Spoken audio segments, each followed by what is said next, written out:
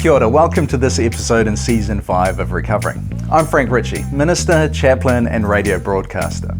Recovering is a Media Chaplaincy New Zealand podcast highlighting the excellent work of Aotearoa New Zealand journalists. Media Chaplaincy is a team of chaplains around the country offering free, independent and confidential support for media professionals. In each episode of this podcast, I sit down with a leading journalist to discuss the story that's had the biggest impact on them both personally and professionally. I'm Jonathan Milne and this is Powder Keg. You guys from AG1? Yes, sir. Yeah, I'm Jonathan Milne from Newsroom. I emailed you to set up the interview. Jonathan, what are you doing here? Following you guys never replied.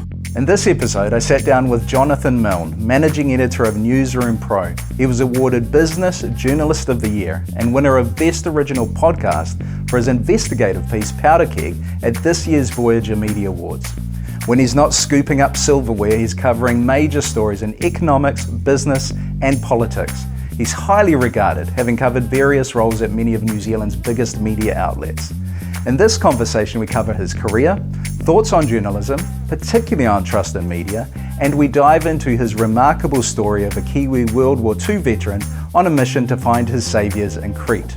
You know, this is an island that's occupied by the Nazis.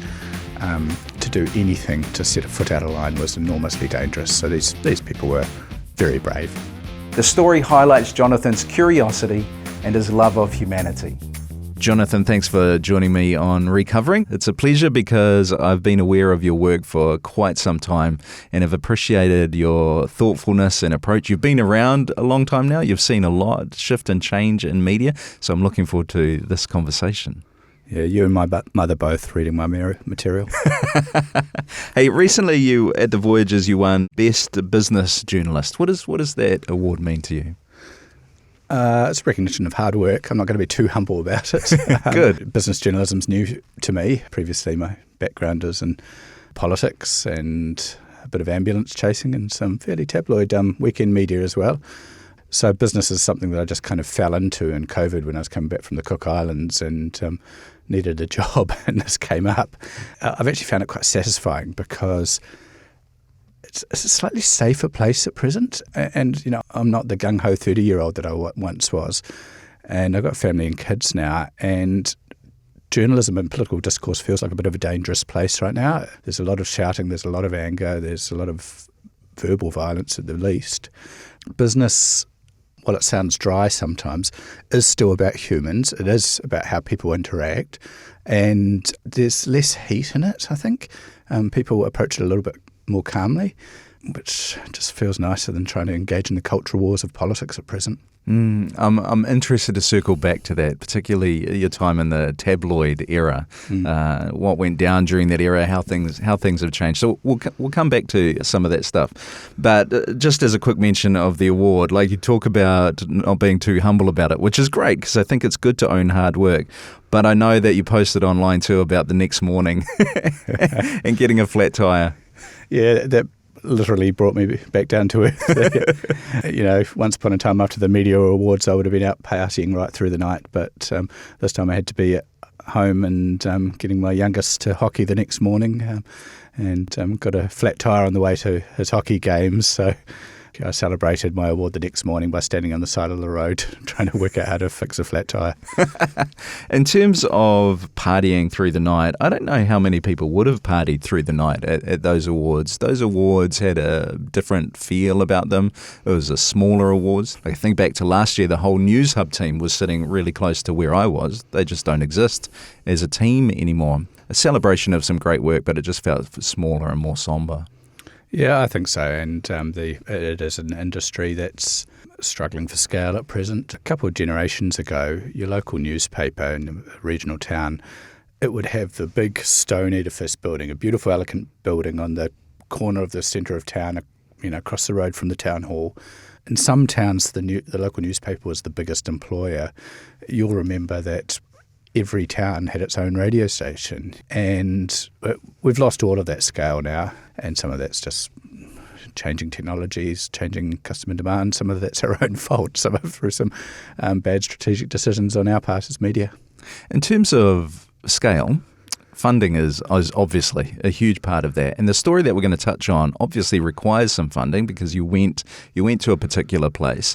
But that idea of funding, how does that play out in business journalism now? Because I know that you really value getting out, being able to talk to people, but so much journalism now is done email, phone, scouring stuff on the internet. How do you do your business journalism? Yeah, I won't lie. I work from home a fair bit and from the office a bit, and I don't get out as much as I should, as much as I'd like to. I probably don't get out as much as I tell other people they should. So it is challenging, but that's because of the pace, because there's fewer of us, and we're still trying to cover the news of the day and break stories at the same scale and the same pace and the same volume. It can be quite a hamster wheel sometimes. But the best journalism is always when you get out of the office, when you always see eyeball people, when you meet them face to face, when you get to understand them, when you just sit down and listen, As a journalist, and I think all journalists really are interested in people. I mean, I'm interested in place as well. I'm interested in institution. I'm interested in economic transactions. I like cute animals as much as the next person. I watch cat videos too with my kids. But what I really love is people. I love meeting people, and I struggle to think of anyone I've met who, once I've sat down and talked to them and listened to their story, I haven't found it absolutely, utterly interesting. I just find everyone interesting. And I think that's probably most journalists, anyone who stays in the game as long as I do, certainly. And that's fundamental to business journalism as well, just as it is to every other part of journalism. It's about understanding how people click together, the human transactions between them. And I know transaction sounds like a cold economic term, but a lot of I'm sounding like Donald Trump now. Actually, a lot of human engagements are kind of a bit transactional. Everyone, each person wants something from the other, and trying to understand that helps us unpackage it a little bit and maybe turn those transactions into win-wins rather than, zero-sum games. That, I think, captures almost every journalist I've spoken to. There's a curiosity at the heart of journalism 100%. that is about people. And almost every single journalist I've talked to has got into the game because they want to tell people stories. So getting face-to-face is really important. What I think a lot of the general public might not be aware of, because you don't see what you don't see, is the contraction of journalism in New Zealand means that those who are left are trying to do the same amount with a lot less, which means they don't get to get out there and get in front of people like they used to. And that means that what we're hearing now is lesser than what it was. And I think we're also a little bit mischievous or a little bit dishonest about it sometimes as a journalist. When we tell our stories, I say, this morning Frank Ritchie told me, as if I've sat down with him, which I really am this time, when in fact he's emailed me a statement, and I think we kind of disguise the extent to which it is a mediated relationship sometimes, and because we know we should be doing better. We know we could and should be getting out and meeting people face to face and asking them more robust questions and getting to know them better and getting them to understand them better rather than relying on their puff PR statements. Yeah, which I think describes the bread and butter journalism, the everyday journalism now, the stuff that just needs to happen so that the news is being put out there. But there's still the face-to-face stuff happening. But I want to dive into the story that you wanted to talk about because I think it has all the elements. You went to a place. You were following the story of a person. You tracked that person's story. There was all that engagement going on. Now, unusually for this podcast, I think we need to unpack this one in some detail because it's archived now. You can't just jump online and find this story. That's because I'm old. So I want you to tell the story. I might fill in some detail here and there, but tell us about the story that we're going to unpack. Okay, well, basically, I think I was at the Dominion back in the day. Listeners with long memories will remember that the Dominion was a predecessor of the Dominion Post, which in turn was a predecessor of the Post, which is all part of the Stuff empire now. But back then it was a newspaper on its own, a morning paper in Wellington. And I must have done something right and kept the bosses happy because they offered me a junket, we called them pretty much, to Crete. the Prime Minister was heading over to mark the 60th anniversary of the Battle of Crete in World War II, Prime Minister Helen Clark, and they'd offered us a subsidised seat on the Air Force Boeing 727 to head over there. So this was offered to me and to one of our photographers, Mark Round, fantastic guy. So off we popped. And the expectation, the idea was that you'd diligently go along to all these ceremonies and commemorations, and you'd stand in Commonwealth war cemeteries and everyone would nod and look serious. And the Prime Minister and the Greek dignitaries and dignitaries from every other community would make speeches, and announcements would be made of, funding support for veterans or whatever. But of course I wanted to tell people's stories. And on the 727 over, which took 3 days to get over there in a series of short hop flights. So I won't list all the stops it took to get there. There were 6 veterans of the Battle of Crete, Kiwi veterans. These guys were mostly in their 80s or in their late 70s. And while the Prime Minister headed over business class, they got cooped up with us in the haka party on the Air Force flight. And so, of course, I got talking to these people. And when I hopped off the plane at the other end, I filed a couple of interviews from some of these vets about, what their memories were from 60 years earlier and what they hoped to achieve by going over to these commemorations. One of them was a guy called Alan Hepburn from Methven. He was 78 years old. And he wasn't too swept up in the whole sort of commemoration saga.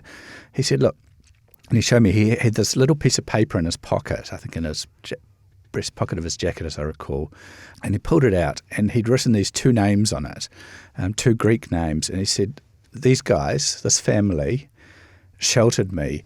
When the Nazis took Crete, certain Allied soldiers, including a bunch of New Zealanders, had fled into the mountains of Crete and hidden and been looked after by local Cretans. And there was this one family who had brought him food, who'd sheltered him while he hid in the caves. They'd found him somewhere to hide. Sometimes one of the adults would come up, taking food from their own family's mouths to sort of help feed him. Sometimes they'd send one of the kids up. He said, I'd just like to find this family and say thank you. So I blithely wrote up this story, This is a nice tearjerker story. I wrote it up and emailed it back to the office, and they diligently published it the next day. And then there was a lot of feedback from readers. Of course. And I suddenly realised I made this rod for my own back because there was an expectation. There was an expectation that Alan Hepburn would now find this family. I just want to point out, I love this because your trip has been subsidised by the government. The government thinks it's going to get some wonderful puff pieces. You've discovered a guy who, by all accounts, from his story, is a bit of a rebel. So he's clearly not going to toe the government line either. He has another agenda. You've got a journalist who's discovered someone who has a great story, who now all of a sudden has another agenda as well. And what the government hope for is not the thing that plays out, something much better plays out. I don't think I made it to any of those speeches over the course of the week. They had provided the collective media contingent a driver and a car that I think the Greek government had provided them, which we could sort of divvy up between us. But because the rest of the journalists were mostly hopping on the bus each morning and going off to follow the Prime Minister on her VIP engagements, me and Mark, the photographer, pretty much had this driver to ourselves. Lovely young guy. He was a local, of course. He spoke a bit of English and drove a nice BMW. So we thought, okay, well, we know where this village was. We know these guys got names. We headed off to the village to see if we could find this family. Meanwhile, Alan Hepburn has a heart attack. Yes. He's admitted to hospital. It's actually touch and go for a while. And I was writing updates saying, hey, Alan's in hospital now. It's looking a bit shaky whether he'll find this family or indeed what happens next. And he was refusing the Greek medications that were being offered. He's a bit like my granddad, I think. So he's in hospital. We're sort of driving around the island, banging on doors, getting this young driver to interpret for us. Turns out he'd got the name of the village wrong. turns out he'd got both of the names of the two family members' names wrong. It was kind of close, but not quite right. How did you work that out? Because I read that in the story. Okay, these things are close, but you've got to know some stuff and ask some questions to work out that he's got this wrong. And I think it was just that. I think it was just asking questions and, talking to lots of people. And, one old lady would say, oh, that must, no. And, oh, they're probably talking about so-and-so. Why don't you go and talk to, this woman, because she's a daughter of so-and-so, and they might know, and her cousin, da-da-da-da-da. And so that's what we did. We just sort of spent 4 or 5 days just going door to door around the island, following leads, following referrals. And we found them. And the names were a bit different. The village was a bit different. But meanwhile, Alan had been taken good care of in hospital. And on the final day, before we were bound to jump on the Air Force 727 and head back to New Zealand, he was discharged from hospital. Yeah. So he hopped in the car with us and we headed out across the island and sat down with his family. And, I still have it pretty clearly imprinted on my memory, and the article's not online anymore and the photo isn't online, but I can remember it. And the adults who'd looked after him had long since passed, but the kid, the 9-year-old kid who'd brought him food up there in the mountains when Alan was a young soldier, this 9-year-old kid was now the family patriarch. And a little more than that, if I remember reading rightly, the kids gave up some of their meals so that the parents could provide food to this Kiwi soldier. That's amazing. Yeah, that's certainly what Alan believed, and that would be consistent with a lot of what we heard that came out of it. Because, Alan wasn't the only one. There were a lot of Kiwi soldiers who took refuge in the mountains, and a lot of them were looked after by, well, probably all of them were looked after by Creek families at great risk to their own lives. This is an island that's occupied by the Nazis. To do anything to set a foot out of line was enormously dangerous. So these people were very brave. For Alan to be able to sit down with them, he was too weak to sort of go up the stairs to the family's house. So they had an olive grove just across the road, and Demetrius Papadakis, his 2 daughters, put out a little table and a couple of hardback chairs in the olive grove, and served them some lemonade and biscuits, I guess. And the guys just sat there and talked, and the daughters interpreted. The funny thing was, this family had actually lived in New Zealand for about 20 years. The whole family had upped and moved to Wellington, where they ran a fish and chip shop. I guess they'd sort of met these Kiwi soldiers in the war and sort of formed a connection, and so they'd lived in New Zealand for 20 years. So little known to them or to Alan.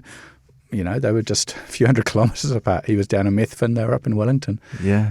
But, that was special for me. And it sounds a bit indulgent on my part, a little bit selfish, but this was a meaningful moment for Alan and hopefully for Demetrius as well. And that had been an absolutely defining moment in their lives, years in their lives, so World War II. And in a way I don't think our generation will ever understand. I mean, for a while during COVID, we talked about COVID as if COVID and the lockdowns were going to be our World War II, our defining moment. But you know what? Most of us are kind of moved on a lot. Maybe we work from home a little bit more. Maybe we use tech more. But it hasn't changed our lives in the way that World War II changed my grandparents' lives, changed Alan Hepburn's lives, changed Demetrius Papadakis' lives. So many of our grandparents never talked about the war or only talked about it at RSA to each other, but it absolutely overshadowed the rest of their lives.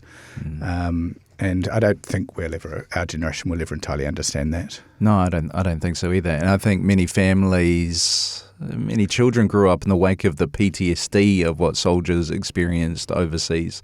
I think it's had a profound impact for a couple of generations. Or you think about all our war memorials around the country, which are there to commemorate almost whole generations in some towns that were wiped out as they went and served overseas. And this story here, I read it almost like through the lens of a movie, and his story has all the elements of a movie. New Zealand soldiers trying to defend Crete. The Germans overrun it. They end up in the hills. They're protected by some locals. Eventually, he gets gets captured by the Germans. He serves some time in a German prison.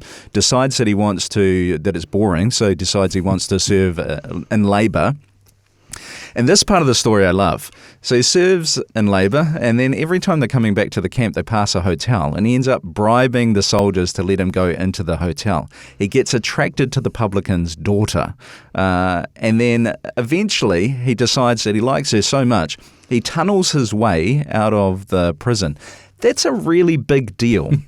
It's easy to take that through the Hogan's Heroes lens and go, well, cool, but that's a really big deal. But he likes this young lady so much, he tunnels out of the prison, he spends some time in hiding, then makes his way back to the hotel. They hide him, and he ends up proposing to Vera, the publican's daughter. They get married. Then he needs to come back to New Zealand. The rules don't allow him to bring his bride, so he refuses to get on the boat a number of times until they let that happen. Then they make their way back to New Zealand and live happily ever after. It's got all the elements. It's a magnificent story. And they lived down in Methven until they were well into their 80s. Yeah, and many of us would pass guys like that on the street and have no idea about that complexity of their story. I think he took up building or something. So some people probably had this guy building their house and had no idea what he'd gone through. But can I just, and I'm going off on a bit of a wild tangent here, Frank, so I apologise. No, go for it. In April, I went to the Anzac service at a local RSA in Onehunga with my son, who's in the Sea Scout, so he'd been marching in the Anzac parade. And this is relevant because it goes to, I guess, how talking to people in journalism kind of changes your own perspective on the world as a journalist. And I come from a background which is pretty unsympathetic to any kind of military action, to the armed services. My family would probably regard themselves as pacifist. I probably would have regarded myself as pacifist at many times. We have, both my wife's family and my own family have conscientious objectors among our sort of grandparents or great-grandparents. And so I've always kind of gone, been quite averse to what I saw as the kind of jingoism about Anzac Day. And all these old codgers marching down to the RSA and getting piss-faced. Sorry. And then I think this year for the first time, and it's a reflection of the real, I think, uncertainty in the world right now, with Ukraine and Russia, with China, with Israel and Gaza, with Trump. And some of the members of the armed service were getting up there in the speeches and saying, this is a really uncertain time. And I actually felt more sympathetic. This is just a kind of a confessional for me at this point, Frank, so just humour me. But I actually felt more sympathetic to the imperative, to the need for armed forces at this time, because I look at some of the decision-making and leadership around the world, and it is utterly irrational and without any sign that I just don't know how one influences somebody like Donald Trump without the threat of hurting things he cares about. Maybe that's his bank balance. And I just thought we're in a very dangerous place in the world. And I think for the first time in my life, I understood on a more human level the imperatives that sent both my grandfathers to war in World War II. One as a medic and one with the Merchant Navy. I understood those imperatives. I understood why a country on the far side of the world, not just out of sort of deferential colonial loyalty to England, but out of a real sense of global threat, felt it had to send so many tens of thousands of its own youngest and strongest and brightest into peril. Yeah. And I've never recognised that before, I don't think. Yeah. To honour first your family's heritage, I think our instinct should be towards peace. I think that should be at our core. But then obviously in our world that is broken and in need of healing, there are some times where some people are not going to respond to anything other than might is right. And I think about Crete and Alan Hepburn as a Kiwi soldier on the other side of the world trying to defend this little place that didn't want the Germans, and the Germans were just going to overrun it. And so he was there to serve. And sadly in that situation, people have been pushed into a context where they're going to take each other's life, and that should never be how it is. So sadly, sometimes the whole just war theory does kick in.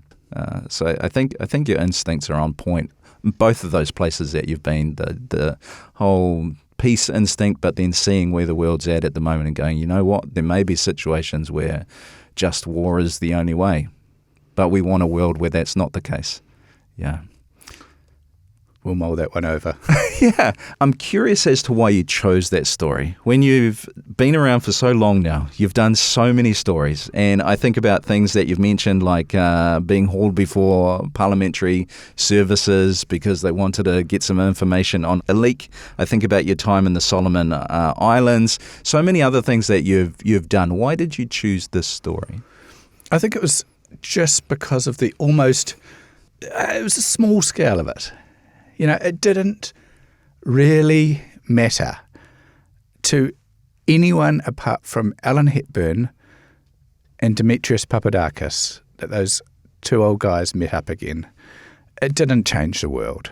It had no public interest. It did not influence change for better or for worse and wider public policy.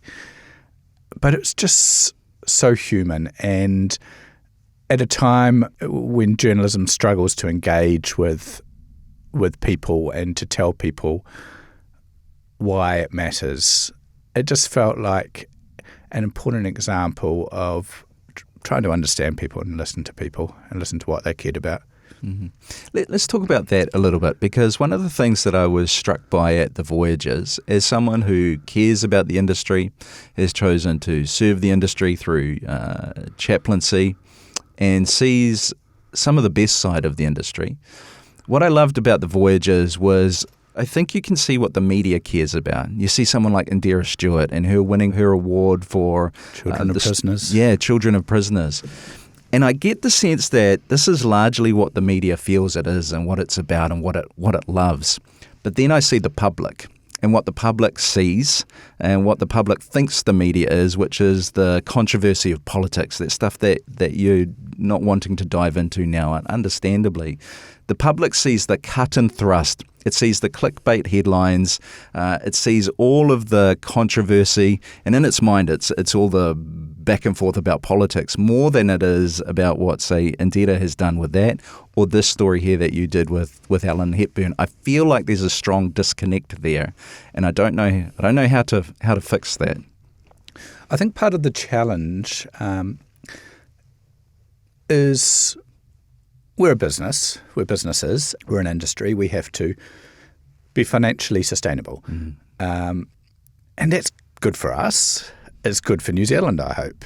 If we can create sustainable media organisations that nurture and train young journalists and at their best hold the feet of the powerful to the fire and are a bit of a conscience at our best.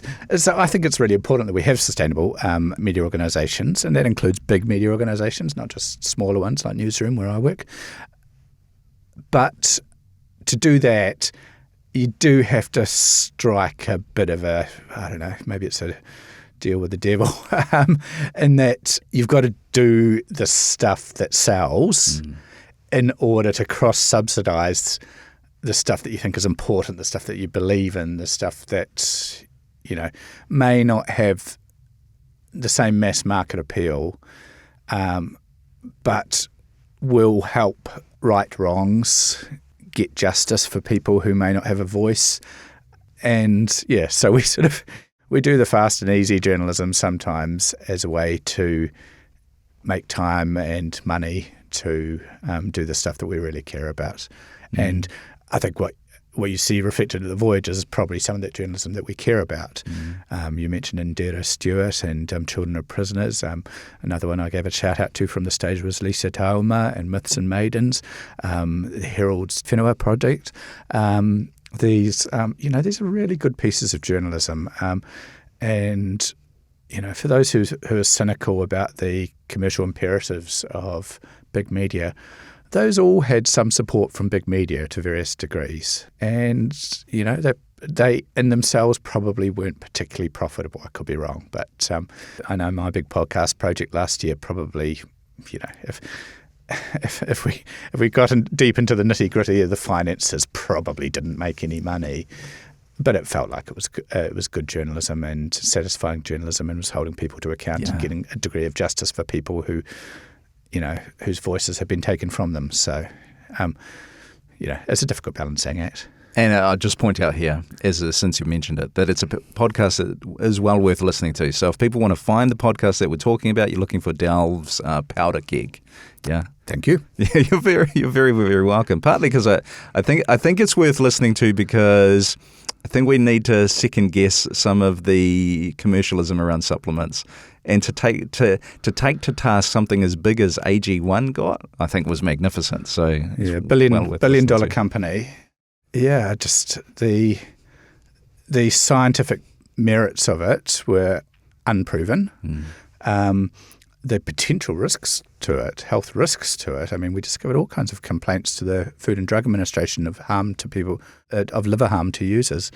But there's just no accountability. There's no real regulation of the supplements industry, not in the same way that there is of medicines or pharmaceuticals, which are put through an enormous array of tests. I'm a bit of a traditionalist in this regard. My parents were GPs. I do actually think that good scientifically tested medicine is not a bad thing, rather than stuff that just your mate says is good or that feels good to you. But the supplements industry just is not held to account. There is no testing, there's no science demanded of it, and we now have, and I'm actually, possibly may write a book about this. We now have some of the same people who are featured in my Powder Keg podcast, and this, I'm telling you this first actually, Chris Ashenden and some of the others formed a group to help bankroll Robert F. Kennedy Jr. Into power. He's now Secretary of Health for the United States. In fact, they introduced him to Donald Trump, who and Kennedy dropped his own presidential campaign and instead teamed up with Trump. He's now Secretary of Health on this campaign, Make America Healthy Again. And the first things he's doing is starting to implement the agenda of the supplements group, removing all regulatory impediments while making it tougher for the scientifically proven pharmaceuticals to jump through the hoops. He's pulling back from vaccination. You'll have seen just in recent weeks that they've announced they're going to stop vaccinating children and pregnant women against COVID. So, I don't know. This does reflect my own personal beliefs about medicine and science, and I appreciate not everyone's the same on that, but it worries me. Yeah, I look forward to, just because the passion you just lit up as you're talking about that. So I'm looking forward to seeing more of what you produce in relation to that. Then, and this I'm not sure if that was passion or anger. Well, they kind of go together. This is where I probably make my point for the public that distrusts the media because of the clickbait, the controversy, the bread and butter, essentially. You've just made the point that stuff exists because of the commercial imperative. In order for that stuff to make money, people need to be clicking on it. So if the public doesn't trust the media because of that stuff, just don't click on it. Go find the stuff that you really do. You really do like. I do need them to click in very large numbers, though, on the good stuff. Yes, that would be nice. Yes, on the good stuff. Do you just as an aside, then, do you see a danger? And I'm a big supporter of the paywall, so this is actually no critique of the paywall. But do you see a danger in the good stuff sitting behind the paywall, and then the public that isn't paying only accessing the more bread and butter day-to-day controversial stuff? Yeah, I suppose that is a risk, though, there's some pretty far out and controversial stuff behind paywalls as well. Yes. But it's almost like, this is top of the head of stuff, so I'm going to get myself in trouble with this metaphor, but it's almost kind of like healthy food and fast food. Yeah. The healthy food always costs more, doesn't it? Sadly, yeah. And so people who can't afford good food end up going and eating junk. The stuff that, the soft drinks and the snack foods that you can buy for less than bottled water. And it's a little bit like that with media. We do need to keep on working to develop mechanisms that delivers the healthy media, the good quality stuff, the stuff with lots of fibre in it, while also being really tasty. We do need to keep on working on mechanisms to deliver that to the wider audience, just as we need to ensure that our whole community can afford healthy food. Yeah. And this is me thinking off the top of my head now, Ben.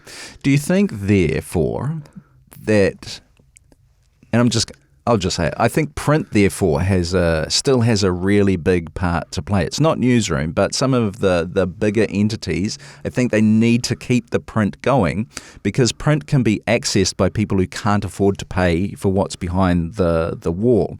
So if newspapers are available in waiting rooms, in libraries, in schools, then people get to read some of that deeper, richer stuff.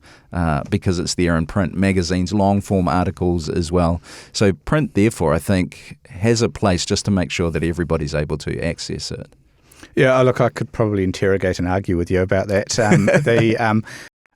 I spent most of my career in print. I love print. I was very good at print, and it took me quite a lot of time to actually escape it because I was good at doing it, so I kept on getting jobs in it. But look, I think what we need is a diversity of different kinds of media, Yes. Different funding streams, revenue streams, in order to get it to different people. I think paywalls are definitely a part of it. But remember that most newspapers were subscriber paywall products. Yes, they were. When I was growing up, we always got the Evening Post in Wellington, in Hutt Valley. We subscribed to it. It got delivered to our mailbox. Is it that different from a digital paywall product today? If you subscribe to Newsroom, we'll deliver you my newsletter every morning. It's not that much different from the Evening Post back in the day. The only difference I Is would your waiting see, room.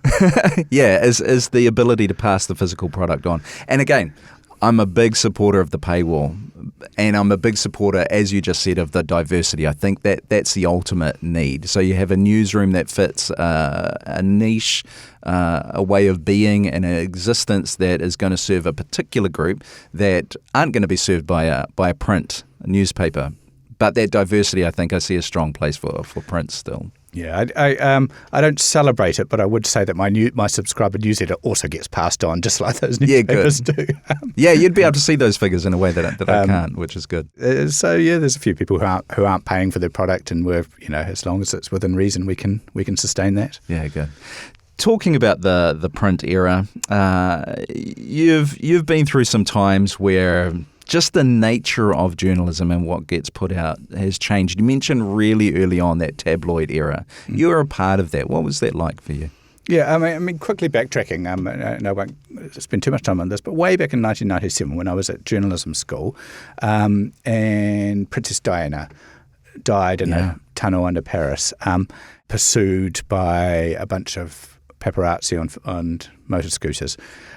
And I, being an active member of the New Zealand Republican movement at the time, as well as a journalism student, dashed off a piece and sent it into the Evening Post, who published it. I think it was the first sort of grown-up piece of writing I had published in the newspaper. Well done. And it made a similar point to what you've made earlier, which was we have to be accountable for our own consumption as readers, as listeners, as viewers of the media, and the public and the tabloid consuming public had helped fuel that fascination with the royals and with Princess Diana that possibly contributed to her death.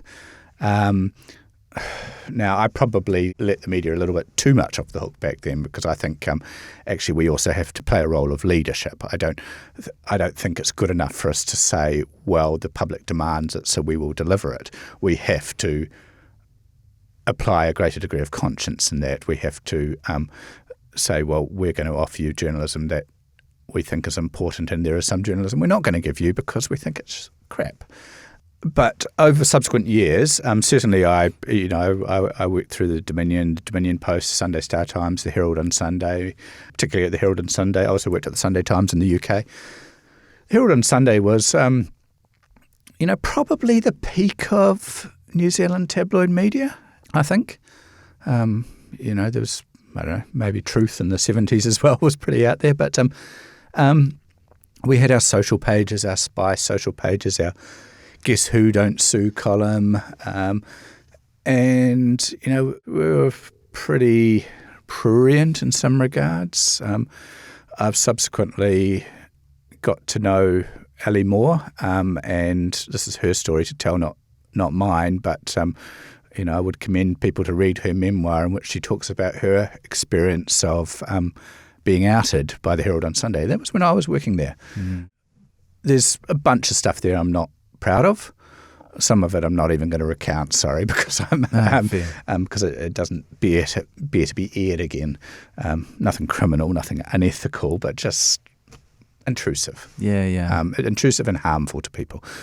I also think, somewhat incongruously, that the Herald on Sunday helped lead us out of that tabloid era, because we had some enormous wake-up calls about how we handled a couple of stories. I remember there was a child who was pepped on the way to school by our paper, the son of a couple who the father had allegedly murdered the mother, and our newspaper pepped this kid on the way to school. And we realised how desperately wrong that was, and actually did some really hard, deep thinking about that, probably and partly driven by the public reaction to that. But we did have a really, I think, serious think about that, and that helped us shape a route, a path out of that tabloid journalism. And I think in some ways the Herald on Sunday, while plumbing the depths, also led the way out. And, we talked about the Voyager Media Awards, and I was pleased to see Herald on Sunday win Newspaper of the Year. I mean, I think they're a very serious newspaper these days. But yeah, there were things that we did there that I'm not proud of.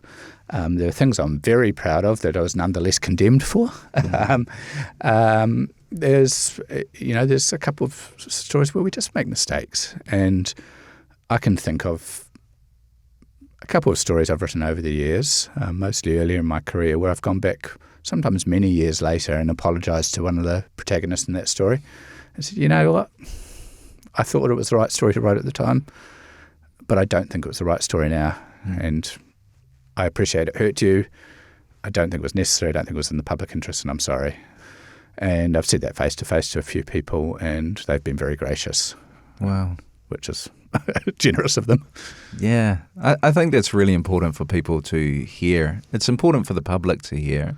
I think it's really important for young journalists coming into this to hear as well, because everybody's going to make mistakes. Yep. People who talk about having no regrets and getting to the end of life and not regretting anything, I don't think are taking any notice of their life. So to hear someone reflect and to have gone back and tried to make that right, I think is really important. And we're talking a bit about trust, and I think when we acknowledge our mistakes and apologise for our mistakes, in my early days in journalism, there was this fear that if you admitted a mistake, that it undermined confidence in the media. But I guess I would now take the view that if you own your mistakes, if you admit them and own them and apologise for them, I think that actually increases trust in the media. And it's easier for us to do now. When I started out as a junior newspaper reporter, having one of your stories corrected down the bottom of the briefs column on page 3 of the Dominion was the most humiliating thing. And you would try to avoid it. You would you would squirm and you would wriggle and you would try to argue your way out of a correction, to argue that actually in some interpretation your original story was not incorrect. It was humiliating. I think one of the advantages of digital is we just own it and say, oops, sorry, and correct it straight away. And it's just not such a big deal anymore. Hopefully that doesn't make us lazy about getting the facts straight, but it does make us more willing and to just correct them and acknowledge it when we get it wrong, and stick a note down the bottom of the story saying, hey, this story has been corrected. It previously said this. That was wrong. The correct fact is this. You've acknowledged, just sitting in this conversation, the expansive change that's gone on in the media industry in New Zealand over time. You've been at the forefront of a lot of that change. What does the future of journalism look like in Aotearoa, New Zealand? I don't know about forefront, but I've been there. You've been in the midst of it. In the midst of it, yeah. Look, and I might have said this to you before, Frank. I have ups and downs. The first thing I would say is that, I've got 3 kids, and if any of them come to me and say, Dad, I want to be a journalist, I'll say, don't. Are you mad? Yeah. In my low moments, I look and think we do have a trust problem and we do have a revenue problem. And the two are related, not directly related all the time, but there are overlapping factors in these, like social media, for instance. So that scares me at some point. On the flip side, I go to events like the Voyager Media Awards and I see the work done by Lisa Tauma or the whenua team at the Herald or Indira Stewart, and that really encourages me. And I look at the skill sets that we have in journalism. I look at the premium we place on problem solving, on innovation, on finding solutions. I look at the value we place on getting to know people and listening to people now in a way we never did in the past. And if we had time, I'd touch on that as well. And I think there's got to be hope. There's got to be hope for this industry because we've got some smart people in there. We've got some principled people in there. And, your readers may or may not believe that, but there are some, a lot of people treat journalism as a vocation. We could earn more elsewhere. If we were in it for the money, we wouldn't be in journalism.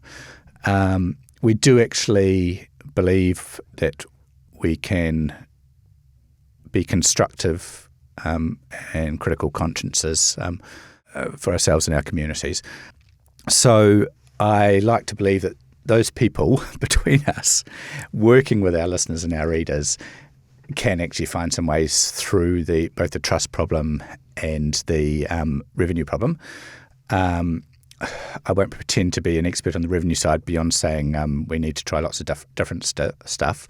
But on the trust side, I'm very clear that we need to own some responsibility. Too often when I'm talking to other journalists and we talk about surveys showing declining trust in media, and the response is they don't understand. The readers don't understand. They don't get it. They don't know how conscientious we are. They don't know. They don't recognise their own unconscious biases. It's, the left think we're right wing and the right think we're left wing. Da-di-da-di-da. And there's a reluctance to actually accept any responsibility sometimes. I do think those are valid points, but I also think that sometimes we haven't listened very well. Sometimes we're not very good at second-guessing ourselves. I mean, my greatest strength as a journalist, I have to say, is that I'm really aware of my own weaknesses. And I think that's actually genuinely a healthy thing. I think we need to recognise when we are failing, when we're not doing a very good job at stuff, because that's the best way to actually work through that, talk to our communities and find better ways of operating. Take some responsibility for that declining trust, and we can hopefully address it. Yeah. I suspect some of what you've just reflected there is probably come from wisdom in the Herald on Sunday's shift out of tabloid into more serious journalism. And there's probably a chance for many across the industry to look back at that shift and maybe take some cues out of it. One of the places that I take hope too is just how many young people are still getting into journalism, where clearly it's a place to get into where the public's not going to sing your accolades.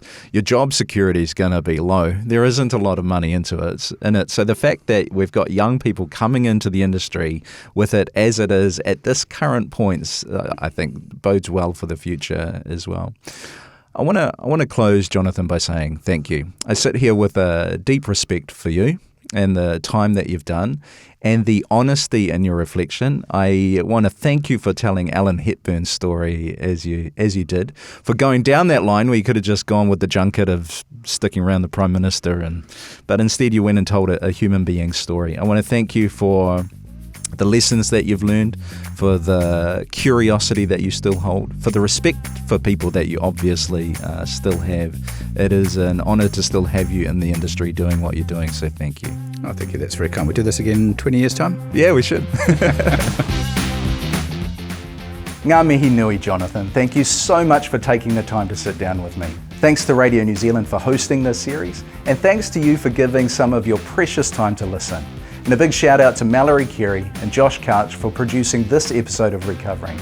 If you appreciate this podcast, please give us a 5-star rating and share it with someone else who would like it. And remember to follow in your favourite app to catch future episodes. At Media Chaplaincy New Zealand, we value our media. We demonstrate this by offering free, independent and confidential support for media professionals. With a solid and caring team in various parts of the country, we're here to help. So if you work in the media industry and you want to chat to someone who's there to listen, head to mediachaplaincy.nz to arrange a catch-up. The coffee's on us.